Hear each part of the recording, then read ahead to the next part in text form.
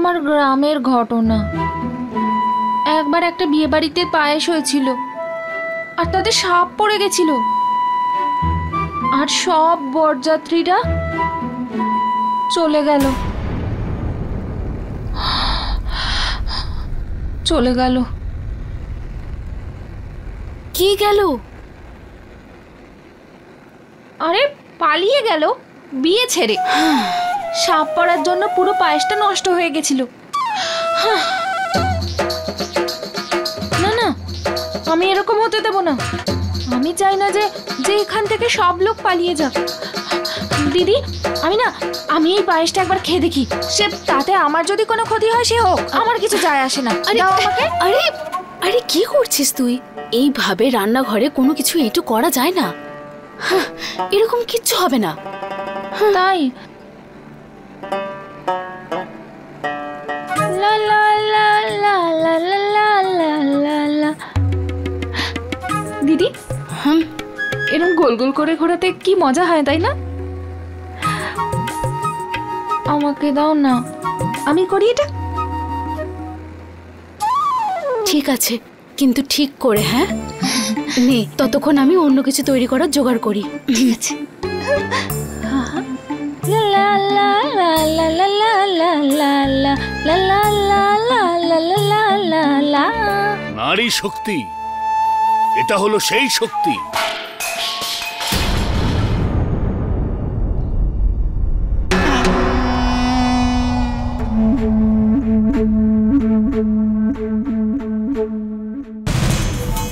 হ্যাঁ, যা বলছিলাম, নারী শক্তি হলো সেই শক্তি যার কারণে পৃথিবী রয়েছে।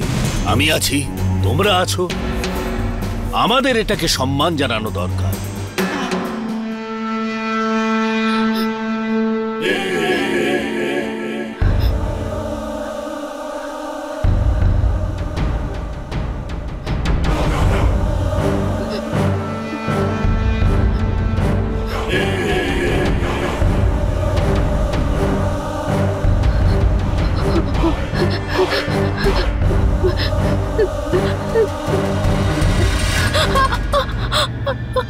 রান্নাঘর থেকে আওয়াজ বাইরে কি করে গেল?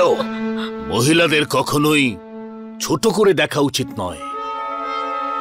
তোর দিচ্ছ না কেন? মুখে কুলু বেড়েছ নাকি? মহিলাদের যেন মাথা নত না হয়। না না, কখনো নয়। এই নারী শক্তির সামনে তো আমাদের পুরুষদেরই মাথা নত করতে হয়। সেটা ওই বিয়ের সময় বরমালা পরার জন্যই হোক, বা ওই দেবী মায়ের সামনে প্রণাম করবার জন্যই হোক।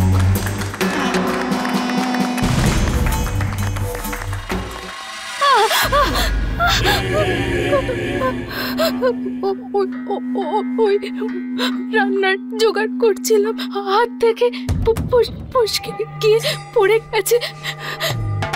তোমার মা কি তোমাকে এইটুকু কাজও শেখায়নি নাকি? হ্যাঁ, তোলো বাসনটা, তোলো।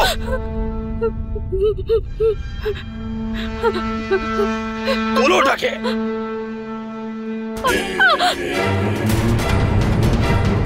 বাসনটা তোলো।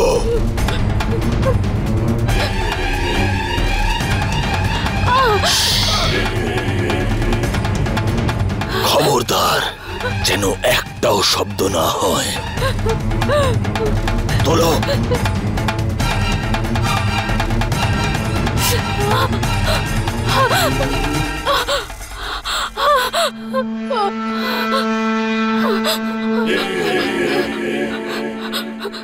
শোনো,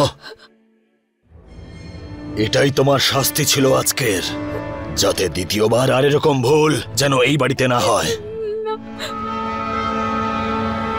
ইতিহাস সাক্ষী যে যখন মহিলারা স্বাধীনতা পেয়েছে তখনই উদাহরণ সৃষ্টি করেছে। সীতা, অনুসুয়া, রানী লক্ষ্মীবাই, শ্রীমতী ইন্দিরা গান্ধী, এরকম অনেক নাম রয়েছে।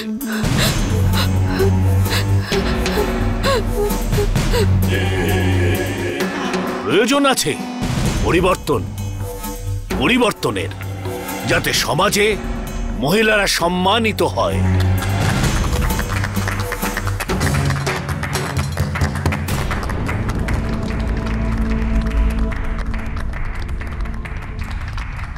তাহলে ঠিক আছে, আজকের মতো এই সবার ইতি ঘোষণা করছি। আমাদের মেয়র জিন্দাবাদ, আমাদের মেয়র জিন্দাবাদ, আমাদের মেয়র জিন্দাবাদ, মেয়র সাহেব জিন্দাবাদ। বাবা আপনার সাথে আমার কিছু কথা আছে।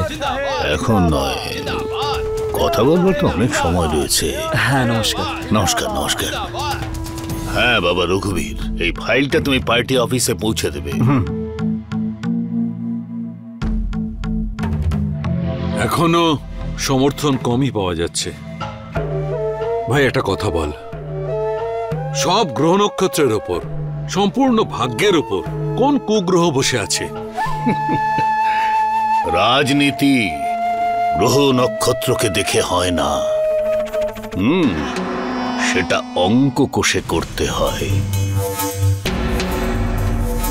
হয়ে যাবে, সব হয়ে যাবে, কিন্তু আজকের দিনটা আমার ছেলের জন্য।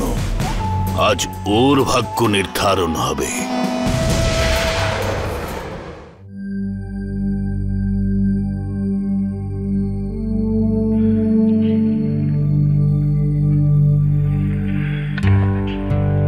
দিদি চা। থ্যাঙ্কস। এখনো কবিরবাবু ফোন করেনি দিদি? তোমার কি মনে হয় উনি ফোন করবেন তোমাকে? না ওই আমি এমনি জিজ্ঞেস করছিলাম দিদি। হয়তো ওনার ফোনের ব্যাটারি লো হয়ে গেছে, কিন্তু বাড়ি ফিরে নিশ্চয়ই ফোনে চার্জ অন্তত দিয়েছেন। এত দেরি হয়ে গেল। মনের মধ্যে এ কথাটাই আসছিল যে কোনো সমস্যা সৃষ্টি হয়নি তো। তুমি সব কি কথা বলছো দিদি? এটা শুধু আমার মনে হচ্ছিল। আমি তোমাকে সত্যি কষ্ট দিতে চাইনি দিদি। আরেকটা কথাও আমার মনে বারবার আসছে, যেমনটা তুমি ওনাকে বলেছিলে না, হতে পারে উনি ওনার বাবা মায়ের সাথে কথা বলেছেন, তোমার ব্যাপারে সবকিছু বলেছে, তাই ওনারা না করে দিয়েছেন। সেই জন্যই কবিরবাবু ফোন বন্ধ করে রেখেছেন। তাই যে যাই বলুক না কেন দিদি, কিন্তু এতক্ষণ ধরে ফোন বন্ধ রাখা আমি অন্তত বুঝতে পারছি না।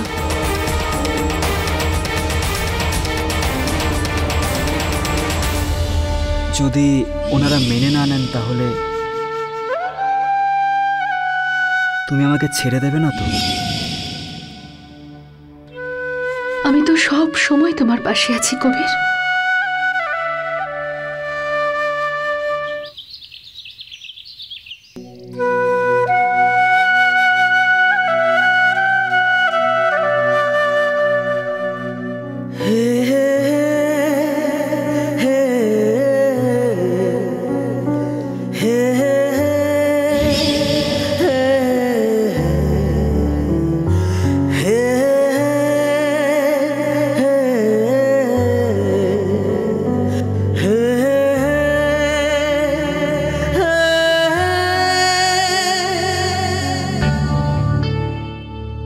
তাড়াতাড়ি ফোনে চার্জটা দিয়ে নি।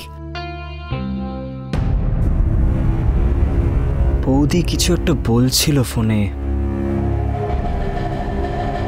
চাই গিয়ে ওনাকে গিয়ে জিজ্ঞেস করি একবার।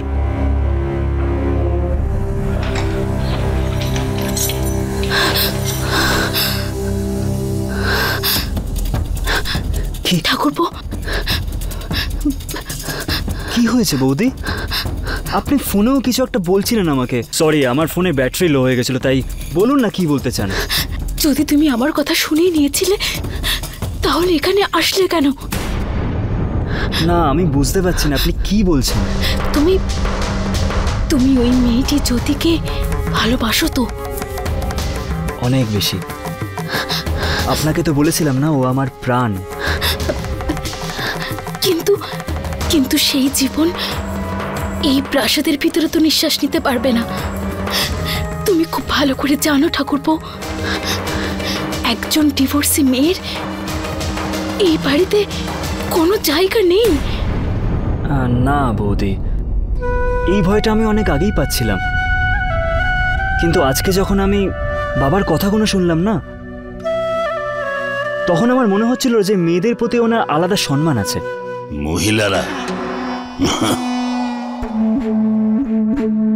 মহিলারা রাজনীতি করবে।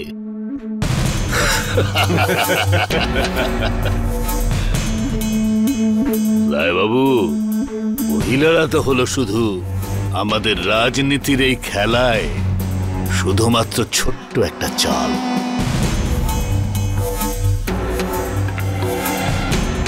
সরলা দেবীকে আমরা পার্টিতে নিয়েছি, তার পেছনে শুধুমাত্র একটাই উদ্দেশ্য আছে, ওর সঙ্গে সঙ্গে সমস্ত মহিলাদের সাপোর্ট আমাদের দিকে চলে আসবে। তোমার চিন্তা ভাবনা তো খুবই উন্নত। তুমি ওই কবিরের ব্যাপারে কিছু বলছিলে না? এখন পর্যন্ত তো নিজের ইচ্ছে মতন চলেছে, যুবক বয়স তো, তাই আমিও কোনো রকম বাধা দিইনি। কিন্তু এখন তো দায়িত্ব নেবার সময় এসেছে। ঠিক সেই কারণে ওর জন্য আমি একটা জিনিস ভেবে রেখেছি। তোমার কি মনে হচ্ছে কবির মেনে নেবে? এটা আমার মহল, রায় সাহেব।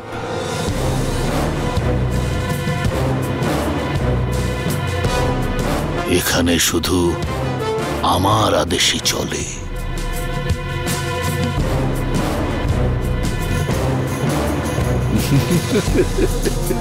এটা পার্লামেন্ট নয় যেখানে কথার উপর আলোচনা হয়। কোনো তর্কের বিষয় তৈরি হয় না বৌদি। আমার বিশ্বাস আছে বাবা ঠিক মেনে নেবে। ঠাকুরপো, তুমি কথা দিয়েছি আমি আমার জ্যোতিকে। ও তো শুধু বলেছিল চেষ্টা করে দেখো। এবার যদি চেষ্টাই না করি তাহলে আমি আমার ভালোবাসার কাছে নিচু হয়ে যাব না।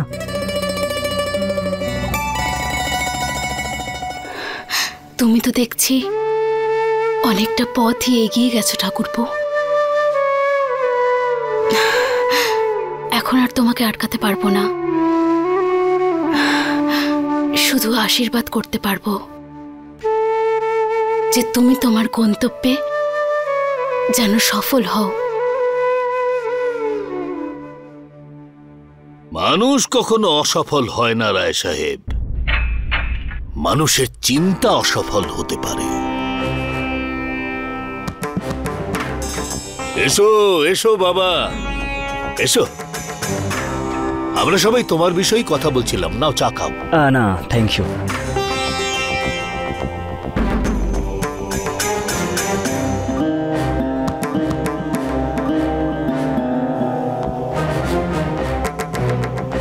তোমার মনের মধ্যে কোনো কথা ঘুরে বেড়াচ্ছে।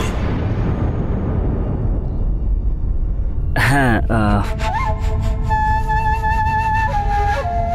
কিন্তু তুমি সেটা বলতে পারছো না।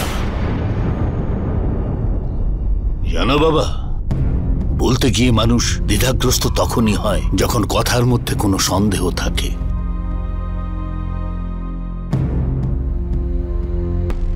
ঠিক আছে, কোনো ব্যাপার নয়। এই বয়সটা তো এইরকম দ্বিধাগ্রস্ত হবারই বয়স।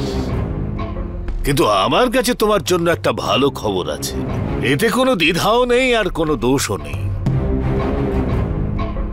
তোমার উন্নত ভবিষ্যতের জন্য আমি তোমার জন্য একটা সিদ্ধান্ত নিয়েছি।